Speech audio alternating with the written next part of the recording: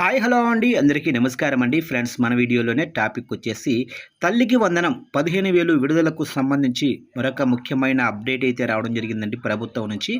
అయితే ఇందుకు సంబంధించిన పూర్తి వివరాలైతే మన వీడియోలో తెలుసుకుందామండి.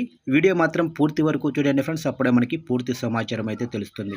ఇక లేట్ చేయకుండా టాపిక్లోకి వెళ్ళిపోదాము. ఇక జూన్ నెల మధ్యలోకి వచ్చేయడంతో మరికొద్ది రోజుల్లో పాఠశాలలు పునఃప్రారంభం కానున్నాయి.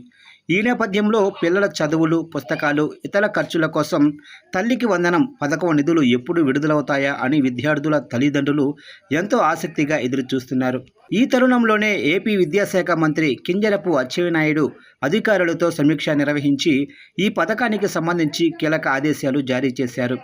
శ్రీకాకుళం జిల్లా నిమ్మాడ క్యాంపు కార్యాలయంలో విద్యాశాఖ అధికారులతో నిర్వహించిన సమీక్షా సమావేశంలో మంత్రి అచ్చెన్నాయుడు మాట్లాడారు.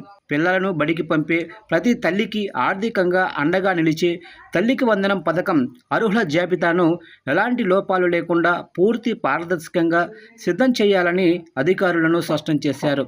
ఇక విధుల్లో నిర్లక్ష్యం వహిస్తే కఠిన చర్యలు ఉంటాయని హెచ్చరించారు. ఇక పాఠశాలలు, సంక్షేమ హాస్టళ్లు తెరుచుకునే మొదటి రోజే విద్యార్థులకు ఉచితంగా స్కూలు బ్యాగులు, పాఠ్య పుస్తకాలు, యూనిఫారాలు, అలాగనే షూ అందించాలని మంత్రి ఆదేశించారు.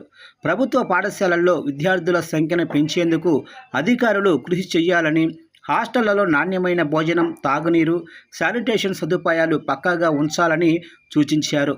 విద్యార్థుల భవిష్యత్తు విషయంలో రాజీ పడే ప్రసక్తే లేదని స్పష్టం చేశారు. ఈ పథకం ద్వారా బడికి వెళ్లే ప్రతి విద్యార్థికి 15,000 చొప్పున ప్రభుత్వం ఆర్థిక సాయం అందిస్తుంది.